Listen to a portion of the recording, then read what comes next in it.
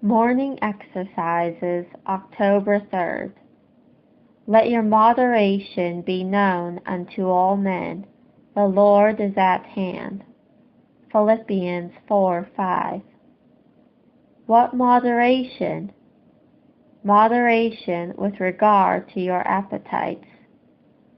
Some make a god of their belly and glory in their shame. Many indulge in eating and drinking beyond the demands of bodily refreshment or the allowances of health. Your moderation with regard to your passions.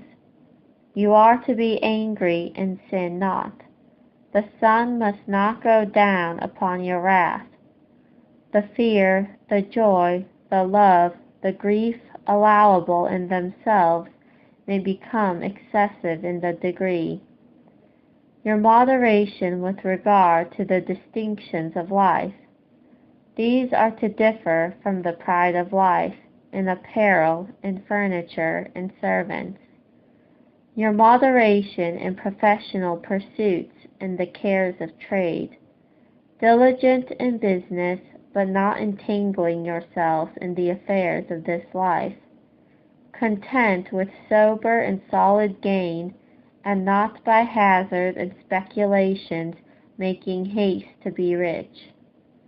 Your moderation in the exaction of rights, whether pecuniary in declining the rigor of the law for debt, or personal in waiving the claims of authority and preference, as Abraham did in the case of Lot.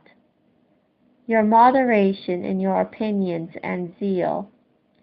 Many things in religion are of far less importance than others, even if true.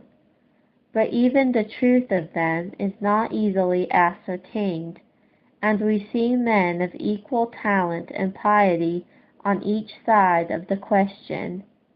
The truth generally lies in the middle, and he is commonly nearest to it who is abused by both the opposite parties. And what a reason is there to enforce this admonition? The Lord is at hand.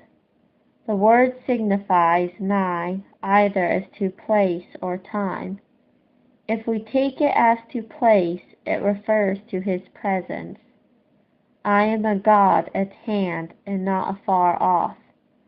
He is about our path and our lying down, and is acquainted with all our ways. Thus he is always nigh to see and observe, to aid or oppose, to bless or to punish. If we take it as to time, it refers to his coming, the coming of the Lord drawing near.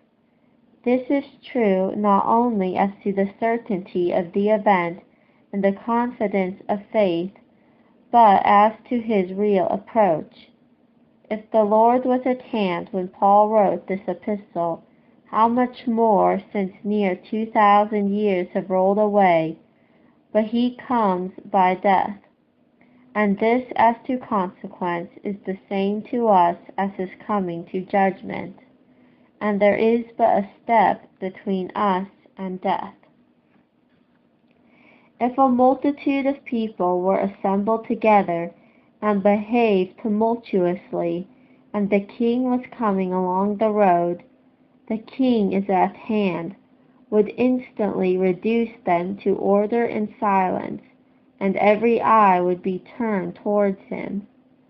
If a number of criminals, forgetful of their condition, were improperly amusing themselves, or striving together, and a signal told them the judge was entering the town to try them, what an effect would this instantly have upon their mind and their conduct? But what is your case? He is not only your sovereign, but your judge. And behold, the judge standeth before the door. How lamentable is it that to enforce what is wise and just and good in itself, we should need such motives. And how sad is it that these motives, after all, should have so little influence over us, that we should be constantly reminded of such a being, led back to the grace of his first coming, and forward to the glory of his second coming, and think and feel and speak and act and live as we do. So teach us to number our days, that we may apply our hearts unto wisdom.